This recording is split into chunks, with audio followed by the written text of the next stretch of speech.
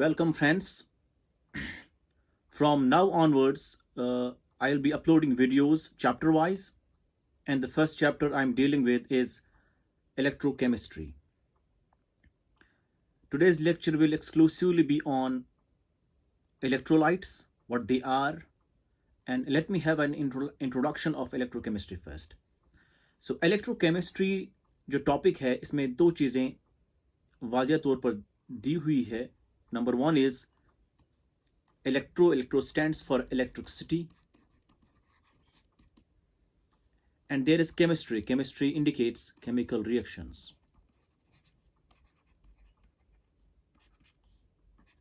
So there is a kind of relation between electricity and chemical reactions. Such a branch of chemistry which deals with the relationship between electricity and that of chemical reactions, we call that electrochemistry. Now what the relation is? The relation is there are certain reactions which are non-spontaneous. For such reactions to occur, electricity is needed. So electricity is needed to carry out certain reactions. Electricity is needed to carry out certain chemical reactions. Or we have some chemical reactions which do occur by itself, and it leads to the generation of electricity.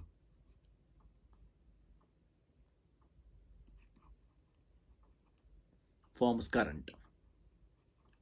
So generation of electricity from chemical reactions or occurrence of chemical reactions using electricity, this kind of relationship we deal with in electrochemistry. And now, once you use electricity to cause a chemical reaction, a cell develops that we call as electrolytic cell.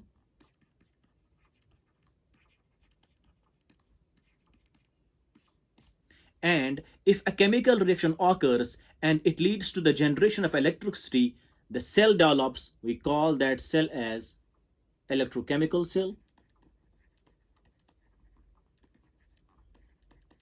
or galvanic cell or voltaic cell. So we have electrochemical cells, we have galvanic cells, or we have voltaic cells, and this is a cell wherein we generate electricity once we carry out a chemical reaction. However, we have one more category of cell, that's electrolytic cell, in which electricity is needed to carry out some chemical reactions. All these things, such kind of relationship between electricity and chemical reaction is dealt in electrochemistry. So we will be talking about electrochemical cells and electrolytic cells later on. Prior to that, हमें पढ़ना है what is an electrolyte. So before talking about these, let me start with electrolyte.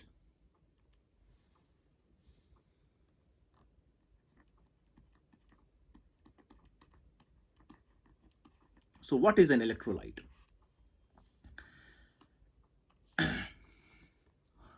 Electrolyte एक ऐसा substance है, a substance which can give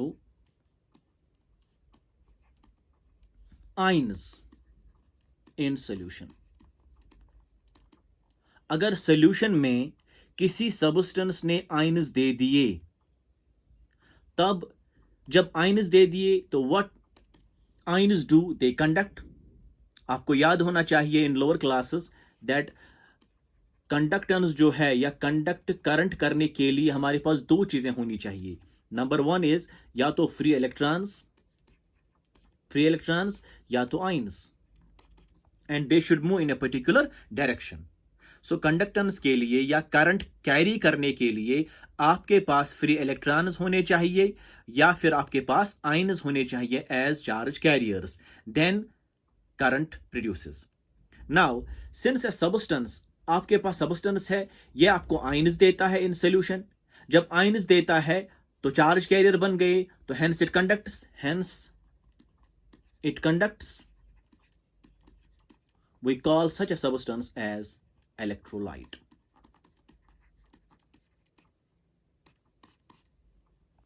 So electrolytes ऐसे chemical substances है जो ions देंगे।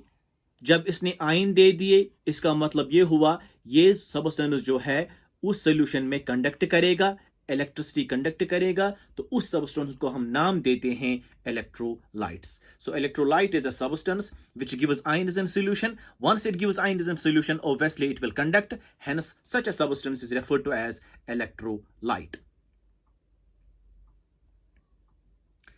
इस इलेक्ट्रोलाइट में सीधी सी बात है, अब चार्ज कैरियर्स क्या होते हैं? Ions. So charge carriers are ions.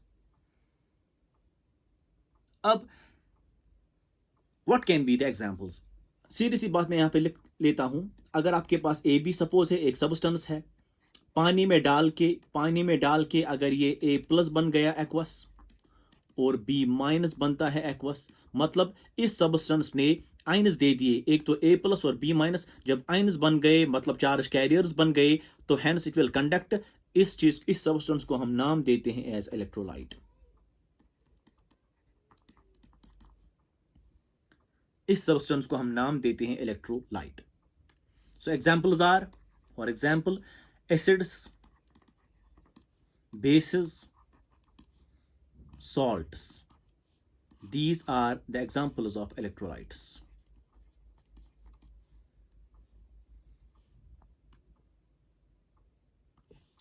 Suppose आपके पास है सोडियम क्लोराइड। सोडियम क्लोराइड को आपने पानी में डाल दिया, पानी में डालने के बाद Na प्लस और Cl माइनस बन गया एक्वस करके। तो जब इसने आयंस दे दिए तो इट विल कंडक्ट, ये कंडक्ट करेगा, तो this is called electrolyte. Potassium chloride आप ले लो, पानी में डाल दो, ये घुलेगा, it becomes K plus and Cl minus, ions दे दिए, तो what is this salt as? It is what? It is electrolyte. आपके पास है suppose sodium hydroxide as base, आपने इसको पानी में डाल दिया तो Na प्लस और OH माइनस बन गया, it gives ions. Once it gives ions, इसका मतलब it will conduct, hence this is called as electrolyte. ये बेस है।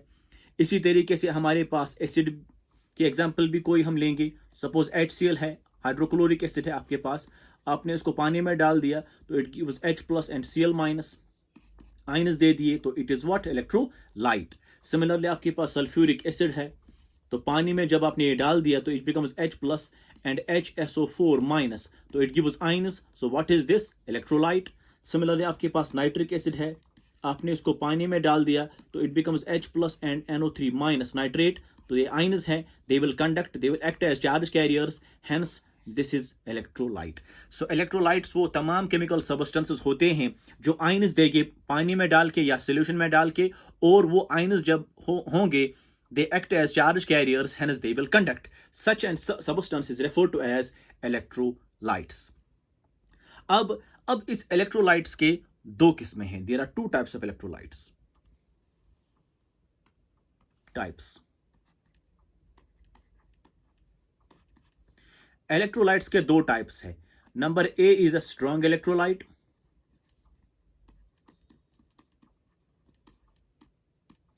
Number B is a weak electrolyte.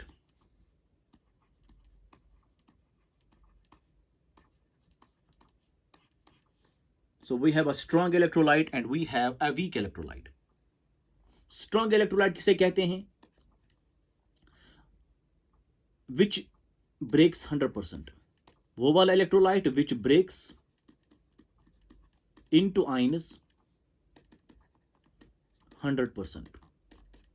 जब एक सब्सटेंस, जब एक इलेक्ट्रोलाइट पानी में डाल के या सॉल्यूशन में डाल के ब्रेक होता है इनटू आयंस 100%, पूरा ब्रेक होगा, उसको हम नाम देते हैं स्ट्रॉन्ग इलेक्ट्रोलाइट। अगर 90% ब्रेक हुआ या 100 से कम ब्रेक हुआ, means it does not dissociate completely, it does not break into ions completely, we call that weak electrolyte. So does not break 100%। जब ये ब्रेक करेगा 100%, इसका मतलब ये हुआ ए बी, अगर आपने लिया कोई भी सब्सटेंस या कोई भी इलेक्ट्रोलाइट, इसको अगर आपने पानी में डाल दिया तो it becomes A plus and B minus, so forward direction हो जाएगा। जब फॉरवर्ड डायरेक्शन हो जाएगा, इसका मतलब ए बी कुछ बाकी नहीं रहेगा। जब ए बी कुछ बाकी नहीं रहेगा तो सारा तब्दील होगा into A plus and B minus, so there will be only forward reaction, that's called 100% dissociation. अलबत्ता अगर आप वीक की एग्जांपल लेंगे, वीक की, इसमें अगर ए बी आपका होगा एंड आपने इसको पानी में डाल दिया, what happened, it becomes A plus and B minus. लेकिन मैंने आपको बोल दिया कि इट डज नॉट डिसोशिएट 100%। इसका मतलब ये हुआ कि सपोज इट डिसोशिएट्स 50% ओनली। आपके पास ये 10 मॉलिक्यूल्स ए बी आपने लिए, तो 50% 5 मॉलिक्यूल्स डिसोशिएट हो गए। इसका मतलब 5 मॉलिक्यूल्स बन गए A plus and B minus. 5 molecules जो ए बी के होंगे वो ऐसे ही रहेंगे। जब ए बी भी होगा इस सोल्यूशन में और ए प्लस और बी माइनस भी होगा तो बैकवर्ड डायरेक्शन भी हो जाएगा। So there is always equilibrium between undissociated and dissociated part. This is the dissociated part, this is the undissociated part here. अब स्ट्रॉन्ग में अनडिसोसिएटेड पार्ट रहेगा ही नहीं। क्यों नहीं रहेगा? Because it dissociates completely, it breaks completely, it breaks 100%, so there is no AB remaining. However, in case of weak electrolyte, it dissociates not completely but incompletely, means AB kuch rahega, so that's undissociated part, and this is the dissociated part. There is always an equilibrium between dissociated and the undissociated part, that is this equilibrium in case of weak electrolyte. We have a term that's called a degree of dissociation. We have a term that's called a degree of dissociation. I will tell you here. हमारे पास एक term हुआ करती है that's called a degree of dissociation. उसको हम denote करते हैं alpha से. What is it? Is equal to number of molecules dissociated divided by total number of molecules. Number of molecules dissociated divided by total number of molecules, उसको हम बोलते हैं नाम degree of dissociation, that is denoted by alpha. For example, अगर आपके पास A B है, A B dissociate होता है into A plus and B minus. ठीक, अगर आपने इनिशियली ए बी लिए हैं सपोज 10 मॉलिक्यूल्स, 10 में से बराबर 10 डिसोशिएट हो गए तो alpha will be equal to, अगर आपने टोटल नंबर ऑफ मॉलिक्यूल्स 10 लिए हैं तो पूरे 10 के 10 डिसोशिएट हो गए, मतलब कंप्लीट ए बी जो है वो डिसोशिएट हो गया, पूरे 10 के 10 डिसोशिएट हो गए. So number of molecule dissociate will be 10, so it will be equal to 1. So alpha will be 1. अब पूरा कब डिसोशिएट होता है? जब स्ट्रॉन्ग इलेक्ट्रोलाइट होता है. मैं I told you right now it dissociates 100%. So complete dissociation कब होती है? जब स्ट्रॉन्ग होगा. तो स्ट्रॉन्ग के लिए अल्फा का वैल्यू क्या आएगा? 1. सो आई विल राइट, यहां पे हम स्ट्रॉन्ग लिखते थे, यहां पे हमने लिखा था वीक. अगर आप यहां देखेंगे, so for this alpha will be equal to 1 strong के लिए. Why? Because it dissociates 100%. So अगर आपने मॉलिक्यूल्स 10 लिए, 10 के 10 जो है वो डिसोशिएट हो गए हैं, तो alpha will be equal to 10 by 10, that's 1. अगर आप लेते ए बी के 100 मॉलिक्यूल्स, 100 के 100 डिसोशिएट होते तो यहां पे भी 100 आता, नंबर ऑफ मॉलिक्यूल डिसोशिएशन भी 100 आता, total number of molecules taken भी 100 आता, तो it will be equal to 1. So for strong electrolytes alpha is always equal to 1. Alpha is called a degree of dissociation. And here also, in case of weak, alpha is always less than 1. Alpha is always less than 1. Why? Because अगर आपने weak ले लिया, weak electrolyte, suppose आपके पास A B है, A B आपको देता है ए plus B minus, और ये पूरा डिसोशिएट नहीं होता है, इट विल बी इक्विलिब्रियम. अगर आपने 10 मॉलिक्यूल्स ले लिए हैं, so alpha will be equal to, you have taken 10 molecules, you have taken 10 molecules, out of 10 suppose 5 dissociate हो गए हैं, तो 5 are dissociated. Number of molecule dissociation are 5 divided by total taken is 10, so it will be equal to 0.5. 0.5 होने का मतलब ये है it is less than 1. So for weak electrolyte, alpha is always lesser than 1. So first point is strong electrolyte के लिए it breaks 100%, weak electrolyte के लिए it doesn't break 100%. Once it doesn't break 100%, there is equilibrium formation AB, and there is 100% dissociation, means there is only forward reaction, no backward reaction. So for strong electrolytes, degree of dissociation is equal to 1 always, and for weak electrolytes, alpha is lesser than 1, much less than 1. अब सीधी सी बात है, तीसरा point आप you can write third point also. The third point is, चूंकि इसमें पूरा dissociation होता है, जब पूरा डिसोसिएशन होता है 100%, मतलब आयन्स भी ज्यादा बनेंगे. जब चार्ज कैरियर ज्यादा होंगे तो करंट भी ज्यादा होगी, मतलब high conductance.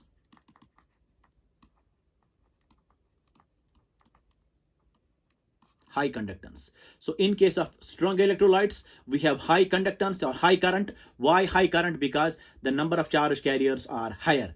It dissociates completely. लेकिन यहां पे अगर आप देखेंगे तो कंडक्टेंस जो है वो कम है, it's less. Why less? Conductance क्यों कम है? Because it does not give much charge carriers. It has lesser number of charge carriers. Why? Because it does not dissociate 100%. It does not break 100%. It breaks less than 100%. So तीन बातें आपको यहाँ पे निकल करके आती है. एक, स्ट्रॉन्ग के लिए it breaks 100%, वीक के लिए it doesn't break 100%. स्ट्रॉन्ग के लिए alpha is always equal to 1, weak के लिए अल्फा is less than 1. जब नंबर ऑफ आयन ज्यादा है स्ट्रॉन्ग में तो it has high conductance, and for weak electrolytes they have less conductance. ये तीन बातें आपने याद रखी है. अब what can be the examples of strong and weak electrolytes? वो आपको ध्यान में रखनी है. Examples: all acids except, सारे acids except क्या hydrogen cyanide HCN, carbonic acid H2CO3, hydrozoic acid N3H, hydrogen fluoride HF, या carboxylic acid suppose R COOH carboxylic acid, या फिर आप लेंगे boric acid H3BO3. Except these are strong.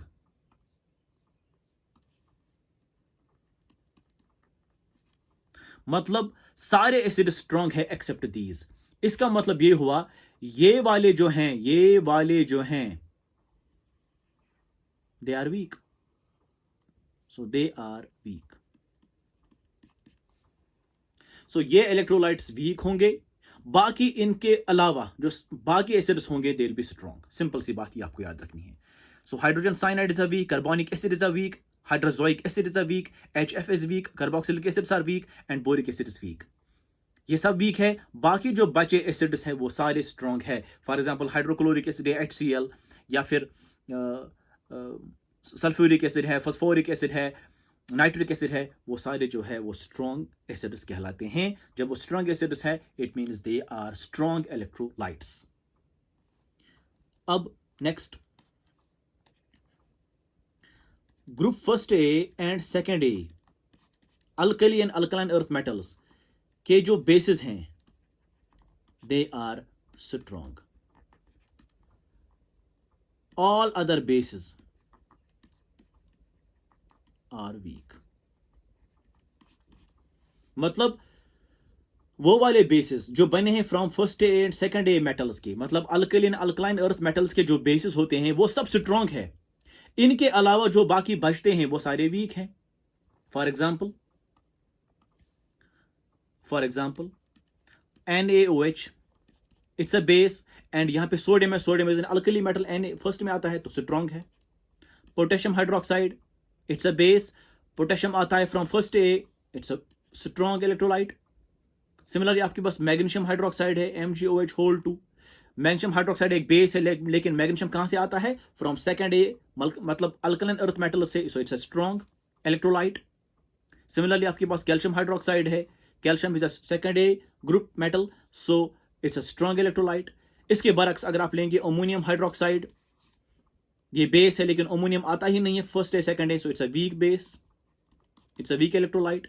Similarly आपके पास है सपोज आपके पास है एल्युमिनियम हाइड्रोक्साइड, तो हाइड्रोक्साइड एल्युमिनियम ये आता ही नहीं है from first A second A, so it's a weak electrolyte. So ये सारे जो है बाकी जो फर्स्ट ए और सेकंड ए के बेसिस जो है वो स्ट्रॉन्ग है, बाकी सारे बेसिस जो है वो वीक हुआ करते हैं. ये सब एसिड्स वीक है. इनके अलावा जो बाकी एसिड्स है वो स्ट्रॉन्ग है, मतलब वो स्ट्रॉन्ग इलेक्ट्रोलाइट्स है. इसी तरीके से साल्ट में क्या मसला है, हमेशा याद रखना चाहिए वो वाले salts obtained at least from one strong acid or base, they'll be strong salts. Strong salts mean strong electrolytes. इसका मतलब क्या हुआ? आपको पता है, you know it very well कि salts कहां से बनते हैं? Salts are formed from acid and base. जब भी acid base रिएक्ट करते हैं तो salt बनता है. फॉर एग्जाम्पल आपके पास NaOH है, वो बेस है, HCl is an acid, so you always get NaCl and water. So this is a salt. Salt is always produced from acid and base. अब वो वाले salts जो बनेंगे from acid base, लेकिन acid या base दोनों में से एक एटलीस्ट स्ट्रांग होना चाहिए. एटलीस्ट फ्रॉम वन स्ट्रांग और एसिड या स्ट्रांग बेस, दोनों में से एक कम से कम स्ट्रांग होना चाहिए, तब ये साल्ट जो है वो स्ट्रांग बनेगा, मतलब स्ट्रांग इलेक्ट्रोलाइट बनेगा. तो NaCl जो है ये बनता है फ्रॉम NaOH और HCl. HCl is strong, NaOH is strong, दोनों स्ट्रांग है, तब NaCl जो साल्ट है ये भी स्ट्रांग है. जब ये स्ट्रांग होगा इसका मतलब स्ट्रांग इलेक्ट्रोलाइट है. इसके लिए अल्फा इज इक्वल टू 1 है, 100% डिसोसिएशन है और इट कंडक्ट्स हाई.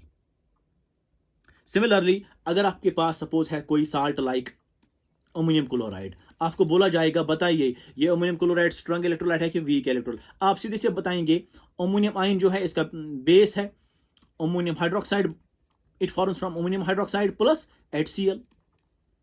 ये दो जब कंबाइन होंगे तो वाटर चला जाएगा ऐसे, तो अमोनियम क्लोराइड बनेगा. Base plus acid give salt and water. अब मसला यह है कि ammonium hydroxide is a weak base, लेकिन HCl जो है इट्स अ स्ट्रांग एसिड. सो दोनों में से एटलीस्ट एक जो है वो स्ट्रांग है, देयरफॉर अमोनियम क्लोराइड जो है it's a strong salt, means it's a strong electrolyte. इसी तरीके से अगर आप देखेंगे, सपोज आप देखेंगे अमोनियम साइनाइड, बताइए अमोनियम साइनाइड वीक है कि स्ट्रांग है? आपको क्या करना है, ये कैटाइन है ये एनाइन है, कैटाइन को डालना है OH, so it becomes NH4OH, A9 को डालना है इट बिकम्स HCN. अब बताइए अमोनियम हाइड्रोक्साइड क्या है, वीक है, इट्स अ वीक, और HCN क्या है, ये भी वीक है, दोनों वीक है. ये एसिड वीक है, बेस भी वीक है, तो साल्ट जो है वो भी वीक ही होगा. So it's a weak salt, weak electrolyte. Similarly हम यहां पे एग्जांपल लेंगे. सपोज आपके पास है example ammonium carbonate NH4 2CO3. Ammonium carbonate is a salt. अब देखिए ये कैटाइन है ये एनाइन है, तो इसको OH डाल दीजिए, इट बिकम्स अमोनियम हाइड्रोक्साइड. इसको H डाल दीजिए तो it becomes carbonic acid. So carbonic acid is week, ammonium hydroxide is weak, दोनों वीक हैं. जब दोनों वीक है तो कोई भी स्ट्रांग नहीं है, तो ये साल्ट भी क्या होगा, वीक इलेक्ट्रोलाइट भी होगा. It's a weak electrolyte. अगर आप ये देखेंगे, सपोज